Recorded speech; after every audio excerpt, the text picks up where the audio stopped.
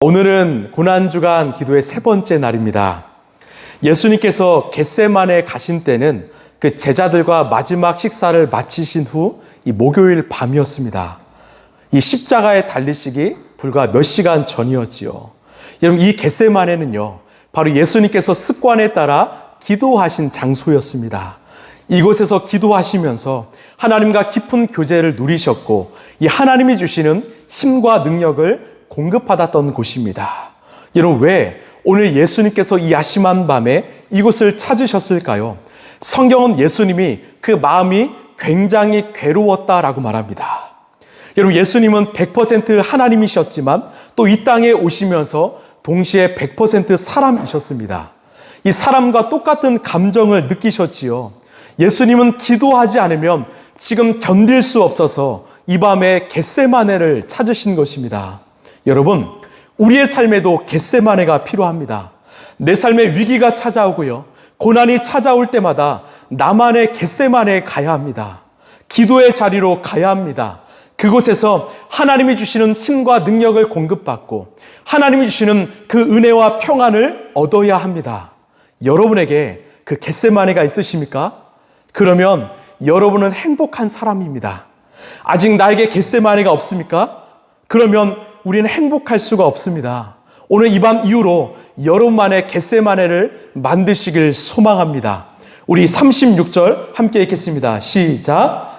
그때 예수께서 제자들과 함께 겟세마네라고 하는 곳에 가서 그들에게 말씀하셨다. 내가 저기 가서 기도하는 동안에 너희는 여기에 앉아 있어라. 아멘. 여러분, 지금 예수님의 마음은 어땠을까요? 아주 속상한 상황입니다. 지금이야말로 기도의 동력이 절실히 필요한데 예수님은 제자들에게 내가 기도하는 동안에 너희들은 그냥 쉬라고 말씀하세요. 왜? 그 제자들의 마음을 아셨기 때문이죠. 예수님의 제자였지만 아직 기도의 훈련과 습관이 되어 있지 않았고요, 지금 예수님의 마음을 이해하지 못했기 때문입니다. 그래서 예수님은 3명의 제자만 따로 불러서 그 기도의 장소로 데려가셨습니다. 여러분, 우리도 마찬가지입니다. 지금 나에게 절실히 기도가 필요할 때 내가 기도를 요청할 사람이 없다면 얼마나 속상할까요? 아무리 우리가 출석하는 교회가, 이 성도가 뭐 수백 명, 수천 명이 된다고 한들 나를 위해서 진심으로 울어줄 사람이 없다면 이런 얼마나 속상할까요? 우리에게는 이런 믿음의 동력자, 이 중보의 기도자가 필요합니다. 감사하게도 우리 라이프처치에는 이 마하나임 중보기도팀이 있지요. 화요일마다 모여서 전심으로 기도합니다. 또한 기도 요청이 오면 수시로 기도하지요. 여러분, 나에게 기도의 동력자가 있다라는 거, 나를 위해서 기도해주는 중보기도자가 있다라는 게 얼마나 감사한 일인지 모릅니다. 여러분, 언제든지 이 기도 요청하시길 바랍니다. 저도요, 이 목회의 시간을 돌아보니까 제가 지금 이 자리까지 올 수 있었던 것은 바로 저를 위해서 날마다 기도해 주시는 그 중보 기도자가 있었기 때문입니다. 여러분도요, 누군가에게 중보 기도자가 되시길 바랍니다. 그러기 위해서 먼저 우리의 삶에 겟세마네를 만드시길 바랍니다. 그 자리에서 습관에 따라서 기도하는 기도의 사람이 되시길 소망합니다. 다행히도 예수님께는 이 3명의 제자가 있었습니다. 우리 37, 38절입니다. 시작.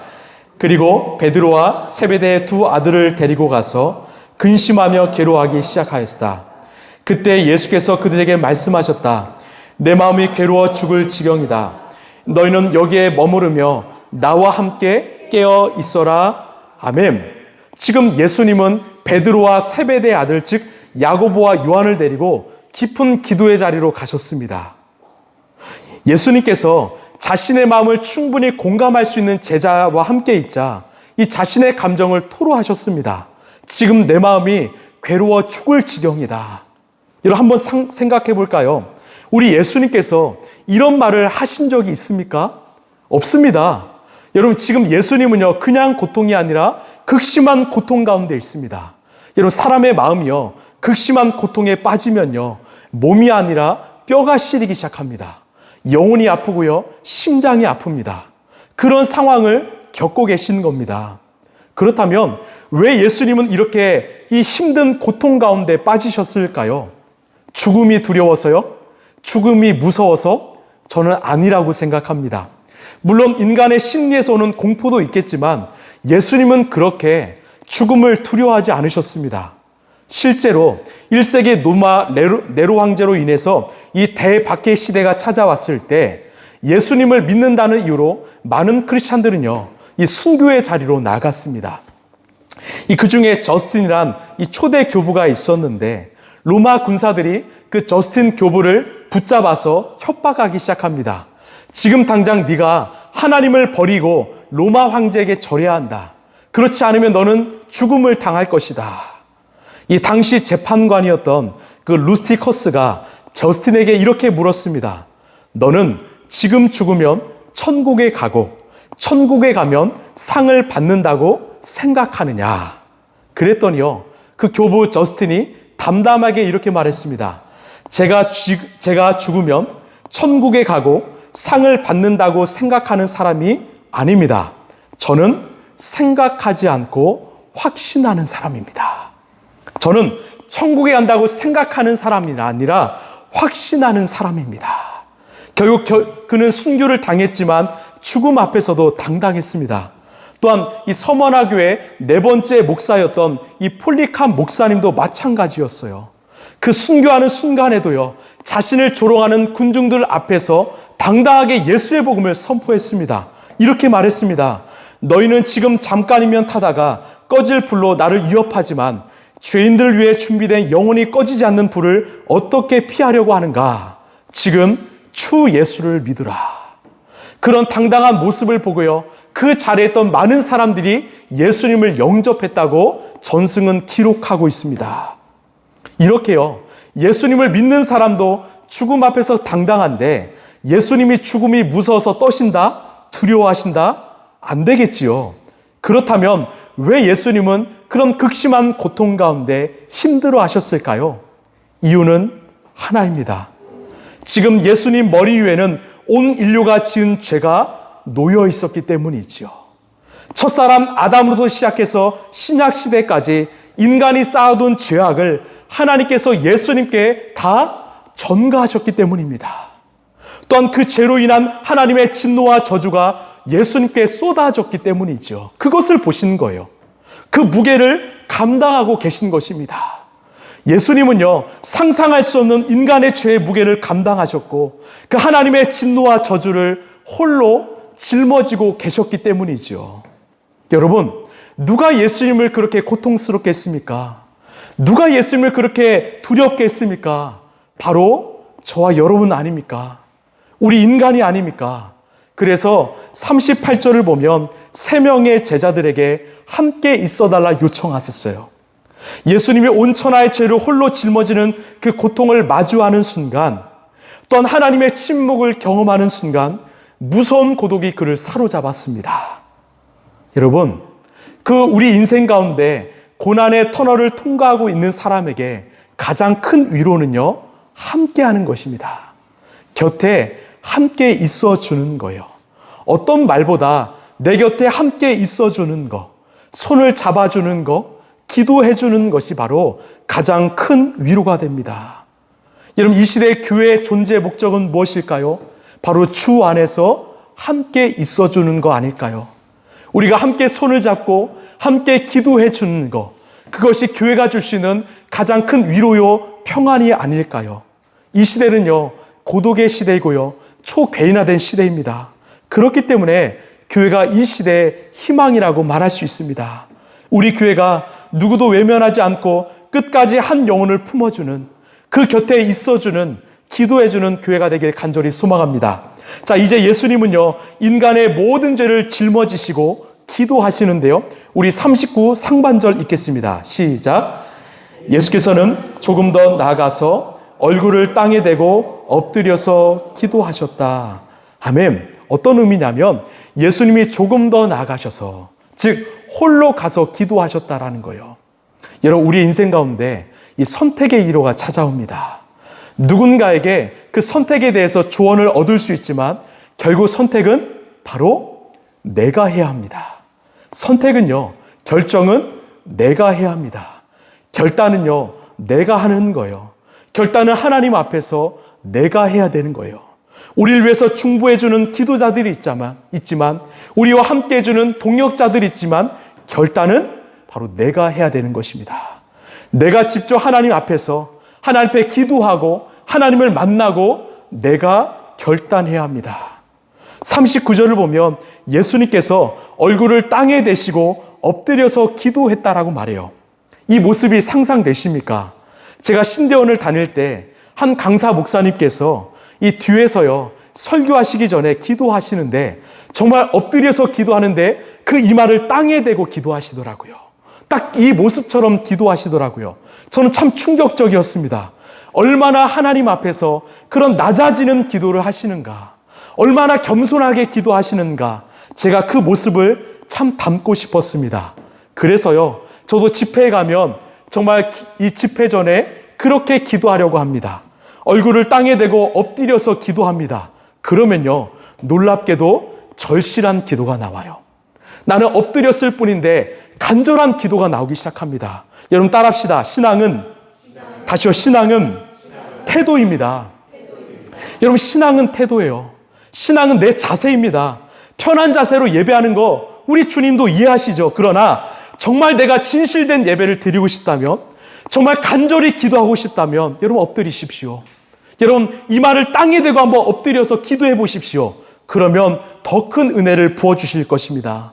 열왕기상 18장을 보면 엘리야가 하나님께 이 비를 구하며 기도하는데 어떻게 기도하는가? 우리 열왕기상 18장 41절입니다. 시작. 엘리야는 갈멜산 꼭대기로 올라가서 땅을 바라보며 몸을 굽히고 그의 얼굴을 무릎 사이에 넣었다. 아멘. 제가 이 장면을 한번 상상해보고 따라해봤는데요, 어려운 기도예요. 얼마나 간절했는지. 지금 비가 와야 이스라엘 백성들이 살 수 있기 때문에, 생명이 달렸기 때문에 엘리야는요 간절히 기도하며 얼굴을 두 무릎 사이에 넣어 기도했다라고 말해요. 한 번이 아니라 7번이나 기도했다고 합니다. 여러분, 그래서요 자세가 중요합니다. 하나님 앞에 나의 태도가 중요합니다. 우리는 예수님의 자세, 예수님의 태도, 엘리야의 자세를 배워야 합니다. 그만큼 간절히 기도했다라는 거죠. 자, 우리 예수님이 오늘 엎드려서 어떤 기도를 하셨을까? 우리 39 하반절입니다. 시작. 나의 아버지, 하실 수만 있으시면 이 잔을 내게서 지나가게 해주십시오. 그러나 내 뜻대로 하지 마시고 아버지의 뜻대로 해 주십시오. 아멘. 여러분, 이 기도만큼요 위대한 기도는 없습니다. 바로 내 뜻이 아니라 하나님 뜻대로 해달라는 기도이기 때문이지요. 지금 예수님 안에도 두 마음이 싸우고 있어요.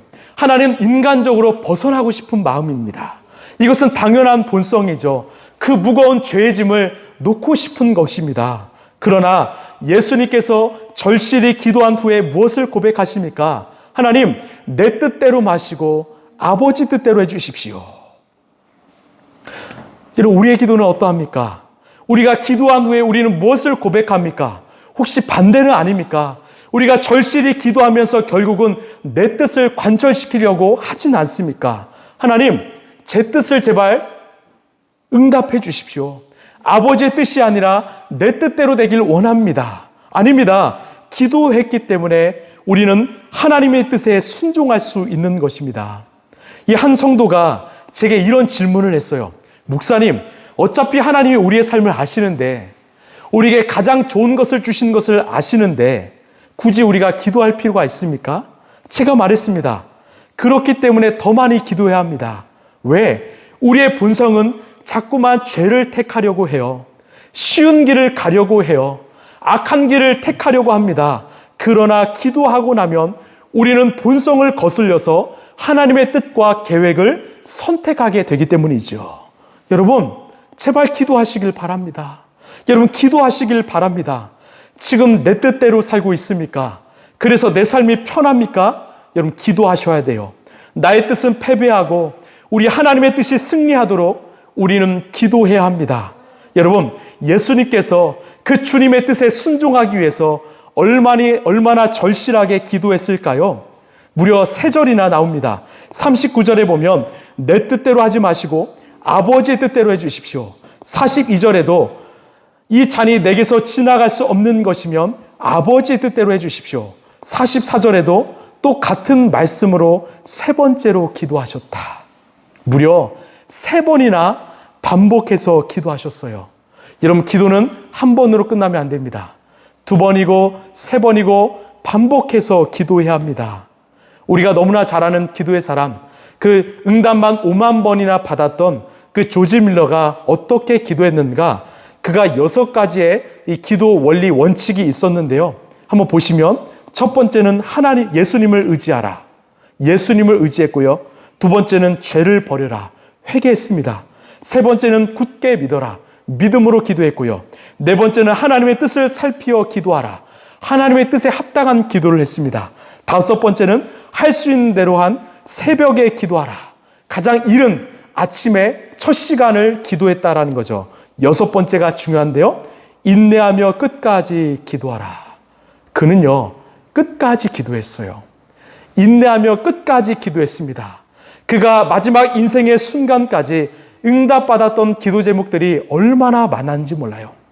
나이가 70, 80이 넘어서도 그는 늘 하나님의 응답 가운데 살았습니다. 여러분, 기도는요, 반복해야 합니다. 계속해야 됩니다. 끝까지 해야 됩니다. 내가 순종의 사람이 되도록 우리는 반복하고 또 반복해야 합니다. 자, 우리 예수님이 이 3번째 기도가 끝나고 어떻게 행동하시는가? 우리 46절입니다. 시작. 가까이 왔다. 아멘. 그 처음에 근심이 가득했던 모습과는 반대로 당당하게 내려오셨습니다. 겟세마네 동산에 오르실 때와 내려오실 때 모습은요, 180도 달랐습니다. 왜요? 바로 이것이 기도의 능력이기 때문이죠. 여러분, 기도하면요, 하나님이 함께 하십니다. 여러분, 믿으십니까? 하나님의 천사가 우리를 붙잡습니다. 기도는요, 우리를 위대한 사람으로 만드는 것이 아니라 위대하신 하나님이 우리와 함께 하시는 것입니다. 여러분, 아멘이십니까? 여러분, 기도는 위대하신 하나님께서 우리를 도우시는 것입니다. 그런데 함께 온 3명의 제자들은 무엇을 했을까요? 40절을 보면 이 쿨쿨 자고 있었다고 합니다. 무슨 말이에요? 기도하지 않았다라는 거죠. 예수님이 심지어 2번이나 깨워서 다시 기도하라고 했지만 그들은 자고 말았습니다. 그래서 예수님이 다시 깨웠지요. 우리 41절입니다. 시작. 시험에 빠지지 않도록 깨어서 기도하여라. 마음은 원하지만 육신이 약하구나. 아멘. 여기에 기도의 정수가 달려 있습니다. 무슨 말입니까? 여러분, 기도는요, 단순히 마음으로만 하는 것이 아닙니다. 마음은 원하지만 육신이 약하구나. 바로 영과 혼과 육이 총동원된 전인격으로 하는 거예요. 전심으로 하고요, 우리의 온 몸으로 하는 것입니다. 여러분, 우리가 정말 온전히 기도하면요, 우리 몸에 땀이 나지요. 목이 쉬고요, 치맥이 빠집니다. 여러분, 절실한 기도만큼 이 충노동은 없습니다. 그래서 예수님도 기도하실 때 그 땀방울에 핏방울이 섞여서 떨어졌다고 말하지요. 어떻게 그런 기도가 나올까요? 바로 우리 안에 성령 충만하기 때문입니다. 우리가 성령 충만하며 기도하면 누군가는 우리를 미쳤다고 해요. 누군가는 우리에게 술 취했다고 합니다. 왜? 상상을 초월하기 때문입니다. 기도의 시간이요, 우리가 제한할 수 없습니다. 어떤 간절한 마음이요, 우리가 제한할 수 없어요. 왜? 주님께서 기도하게 하시기 때문이죠. 여러분, 그런 기도 해보지 않으셨습니까? 그런데 언제가 마지막이었습니까? 내가 그렇게 성령 충만함으로 간절히 기도했던 적이 언제가 마지막이었습니까? 언제 내가 영과 혼과 육을 총동원해서 간절한 기도를 언제 마무리해 보셨습니까? 그런 기도를 하는 사람만이 하나님의 소명을 감당하고 하나님의 사명을 감당할 수 있다고 오늘 말씀하고 있습니다. 여러분, 기도의 사람이 되시길 바랍니다. 무엇보다 간절히 기도하는 정말 기도의 사람이 되시길 소망합니다. 말씀을 마무리하겠습니다. 여러분, 예수님의 십자가의 순종 결단은요, 바로 겟세마네에서 나왔습니다. 여러분에게 겟세마네가 있습니까? 그 겟세마네에서 날마다 깨어 기도하시길 바랍니다. 때론 우리가 기도가 잘 되지 않을 때가 있습니다. 제가 아침에 이 톡방에 나눠드렸던 것처럼 지금 성령 충만하지 않아서 기도할 수 없다고 말하지 마세요. 성령으로 충만해질 때까지 기도하세요. 내가 성령 충만하지 않아서 기도할 수 없다고 말하지 마시고 성령 충만할 때까지 여러분 기도하시길 바랍니다. 그래서 기도는요, 훈련이에요. 기도는요, 습관입니다. 기도는 우리의 삶이 되어야 합니다. 내가 기도하면 순종이 따라오고요. 내가 기도하면 결단이 따라옵니다. 그래서 선기도 후 순종인 거예요. 선기도 후 사명인 거죠. 여러분 기도하지 않고 결단하지 마십시오. 기도하지 않고 여러분 결정하지 마십시오. 그러면 그르칠 수 있기 때문이죠. 사랑하는 라이프처치 성도 여러분, 이 시대를 위한 기도의 사람이 되시길 소망합니다. 이 시대를 위한 이 조지 밀러가 되시길 소망합니다. 정말 누군가의 중보 기도자가 되시길 소망합니다. 하나님께 순종하기 위해서 정말로 늘 깨어 기도하는 저와 여러분 되시길 간절히 소망합니다. 이 고난주간 기간 가운데 우리가 절실히 기도함으로 모두가 하나님의 역사와 응답을 받는 정말 예수님의 사람, 기도의 사람이 되시길 간절히 축원합니다.